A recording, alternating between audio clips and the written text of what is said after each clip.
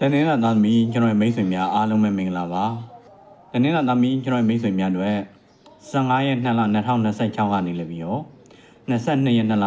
2026ဒီတပတ်တာနေတွေနေတော့ခင်ဗျာမှာဟောကြားမှာဖြစ်ပါတယ်အဲ့တော့တနေ့ကသားသမီးများအနေနဲ့ဒီဘက်တာခါလာမှာကြာလာတဲ့နမိတ်ကတော့The Wii ပေါ့နော်ခင်ဗျာမှာလှဲပြီးဆိုနမိတ်ကြပါတယ်အဲ့တော့ခင်ဗျာမှာလှဲပြီးနမိတ်ချတာဖြစ်တဲ့တနေ့ကသားသမီးတွေကနေတော့ခါလာမျိုးမှာအလုံးကိုင်းနဲ့ပတ်သက်လည်းပြီးတော့အရင်တော့တနေ့သားမီးတွေအလောက်ကိုင်းနဲ့ပတ်သက်ပြီးအစင်မပြေမှုလေးတွေဂျုံနေရမယ်အစင်မပြေမှုလေးတွေဂျုံနေရတဲ့တနေ့သားမီးတွေရှိလို့ရှိရင်ဒီလိုကာလာမျိုးမှာလက်ခမောင်းခံနိုင်မဲ့ကာလာမျိုးလို့ပြောလို့ရပါတယ်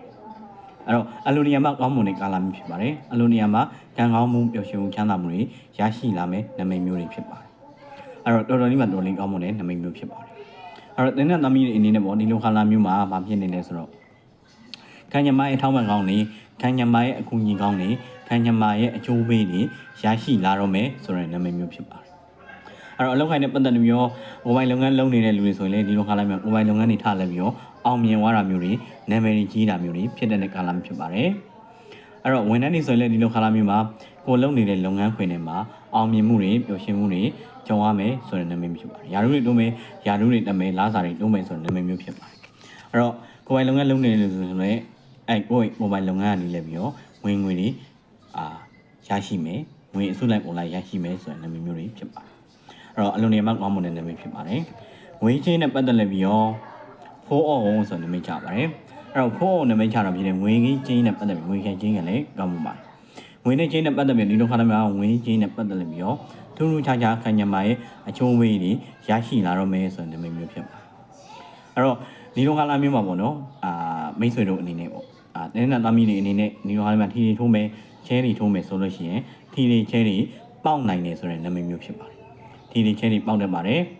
မချောင်ခင်မှာကံကောင်းမှုတွေရရှိလာမယ်ဆိုတဲ့နာမည်မျိုးဖြစ်ပါတယ်ကံတွေကောင်းပါတော့မယ်ငွေတွေအစုလိုက်ပုံလိုက်ရတာမျိုးတွေငွေတွေတအားဝင်တာမျိုးတွေဖြစ်တဲ့ကာလမျိုးဖြစ်ပါတယ်အလုံးနေရာမှာကောင်းမွန်တဲ့နာမည်မျိုးဖြစ်ပါတယ်အလုံးနေရာမှာကောင်းမွန်တဲ့နာမည်ဖြစ်ပါတယ်အဲဒီလိုပဲတင်းနဲ့သားမီးတွေအနေနဲ့ပေါ့နော်အောင်မြင်မှုတွေငွေနဲ့ရင်းနဲ့ပတ်သက်ပြီးအောင်မြင်မှုတွေတရဖူဆောင်းနိုင်မယ်ဆိုတဲ့နာမည်မျိုးဖြစ်ပါတယ်အလုံးနေရာမှာကောင်းပါတယ်ဒီလိုအားလည်းမှထီနေချဲတွေထိုးချင်နေလေးခဏန်းပါတယ်ခဏန်းတွေကိုရွေးချယ်ပြီးထိုးပါခဲနောက်ပြီးလို့ရှိရင်မိသားစုဆွေမျိုးသားချင်းနဲ့ပတ်သက်လည်းပြီးတော့တွင်းလောင်းဆွဲခံရသူနာမည်ကြပါတယ်နော်တွင်းလောင်းဆွဲခံရသူနာမည်ချတာဖြစ်တယ်ငွေခင်းချင်းနဲ့ပတ်သက်ဒီလိုခါလိုက်မှာငွေခံချင်းခံငွေချင်းမဟုတ်ပါမိသားစုဆွေမျိုးသားချင်းနဲ့ပတ်သက်ပြီးတော့ဒီလိုခါလာမျိုးမှာကိုဖြစ်ချင်တာတခြားမိသားစုကဖြစ်ချင်တာတခြားဆိုတဲ့နာမည်မျိုးဖြစ်ပါတယ်။ဘယ်လိုဖြစ်နေလဲဆိုတော့မိသားစုကကိုယ်လိုက်ပြီးချုပ်ချယ်နေတာမျိုးတွေမိသားစုကကိုယ်လိုက်လဲပြီးတော့ချုပ်ချယ်မှုတွေမိသားစုချုပ်ချယ်မှုတွေခံရတဲ့နာမည်မျိုးဖြစ်ပါတယ်။အဲ့တော့မိသားစုနဲ့အတိုက်ခံလောက်ရမယ်ကာလမျိုးဖြစ်ပါတယ်နော်။ကဲနောက်ပြီးလို့ရှိရင်ငငယ်မောင်နဲ့မိတ်ဆွေနဲ့ပတ်သက်ပြီးတော့သဆန်းဆိုနာမည်ကြပါတယ်။အဲ့တော့သဆန်းနာမည်ချတာပြင်ငငယ်မောင်နဲ့မိတ်ဆွေနဲ့ပတ်သက်ပြီးတော့ငငယ်ရင်မောင်နဲ့ကောင်းမှုပါလေ။ငငယ်ရင်မောင်နဲ့မိတ်ဆွေနဲ့ပတ်သက်ပြီးဒီလိုခါလာမျိုးမှာငယ်မောင်နဲ့မိတ်ဆွေတွေနဲ့စုပေါင်းစပေါင်းလုပ်တဲ့ share လုပ်ငန်းတွေအောင်မြင်မယ်ဆိုတဲ့နာမည်မျိုးဖြစ်ပါတယ်အလုံးနေရာမှာကောင်းမွန်တဲ့နာမည်တွေဖြစ်ပါတယ်ကျမ်းမာရေးနဲ့ပတ်သက်လည်းပြီးတော့ King of Can ဆိုတဲ့နာမည်ချပါတယ် King of Can နာမည်ချတာပြီးတော့ကျမ်းမာရေးနဲ့ပတ်သက်ကျမ်းမာရေးပြန်လဲကောင်းမွန်ပါတယ်ကျမ်းမာရေးနဲ့ပတ်သက်လည်းပြီးတော့ထိထိခိုင်ခိုင်တရားရတာမရှိပါဘူးစိုးစိုးဝါဖြစ်မဲ့အရာမျိုးတွေမရှိပါဘူးကျမ်းမာရေးကောင်းမွန်တယ်မကျမ်းမာမှာဖြစ်နေတဲ့လူဆိုရင်လည်းကျမ်းမာရေးပြန်ပဲကောင်းမွန်ပါအဲ့တော့မကျမ်းမာမှာဖြစ်နေတဲ့လူဆိုရင်ရဝင်းမှာပွားရောက်စိတ်ဥယျာဉ်အားစိတ်ဥခြင်းအပြင်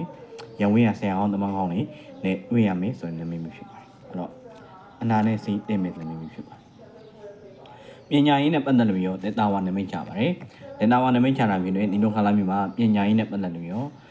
တင်းတင်းသားမီးတွေအနေနဲ့အနေငယ်လေးရောညံ့ပါတယ်ပေါ့နော်အဲ့တော့ကိုမျှော်မှန်းထားတာထက်ကိုညံ့နေတဲ့နာမည်မျိုးဖြစ်ပါတယ်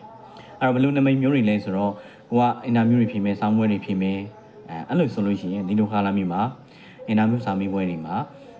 မထင်မှတ်ထားမနဲ့အလှည့်ပြောင်းလေးတွေကြောင့်အဆင်မပြေမှုလေးတွေကြောင်းရတဲ့ကာလဖြစ်ပါတယ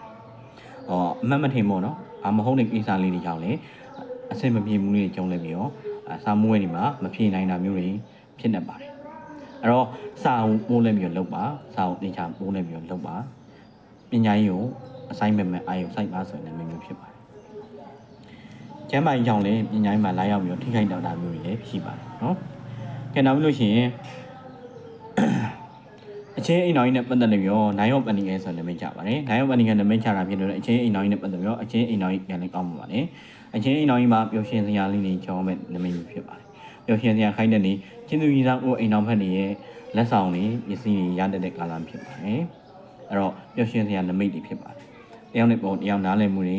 နဲ့ဒီဆောင်မဲ့အချင်းကြီးတွေရရှိလာမဲ့နမိတ်ဖြစ်ပါတယ်အဲ့တော့ချစ်သူကြီးသားမရှိနေတဲ့လူဆိုရင်လည်းချစ်သူကြီးသားနေရတာမျိုးတွေဟိုစပိုးသိပေးနိုင်တဲ့လူမျိုးတွေရတာမျိုးတွေဖြစ်တဲ့ကာလဖြစ်ပါတယ်အဲ့တော့ကောင်းမွန်လာဆိုရင်အလိုနေရာမှာကောင်းမွန်တဲ့နမိတ်မျိုးဖြစ်ပါတယ်ကဲဒီလိုခါလာမျိုးမှာကံကောင်းစေတဲ့ခန္ဓာတွေကတော့လေးခန္ဓာတို့ကိုယ်ခန္ဓာတို့ဟာကံကောင်းစေတဲ့ခန္ဓာတွေဖြစ်နေမျိုးကံကောင်းစေတဲ့အယောင်တွေကတော့လိမ်မောရောင်တို့အနီရောင်တို့ဟာကံကောင်းစေတဲ့အယောင်တွေဖြစ်ပါတယ်အဲ့တော့ကံကောင်းပြုမှုချမ်းသာမှုတွေရရှိလာဖို့ဆိုရင်မြတ်စွာဘုရားရှင်ကိုရမြတ်ကြီးကိုနေကြမ်းလှူနေပါဘောနော်နေကြမ်းမလှူနိုင်လေနေကြသိလှူပါဘောနော်နေကြသိလှူပေးခြင်းအပြင်ကံညမာရဲ့အထောက်ပံ့ကောင်းတွေကံညမာရဲ့အထောက်ပံ့ကောင်းတွေရရှိလာပါလိမ့်မယ်ကျွန်တော်ရဲ့တနေ့သာမိတ်ဆွေများအားလုံးကံကောင်းမှုပျော်ရွှင်မှုချမ်းသာမှုတွေကိုအစင်ထာရပိုင်ဆိုင်နေကြပါစေကျွန်တော်ကဆရာတော်အောင်ဆရာပါ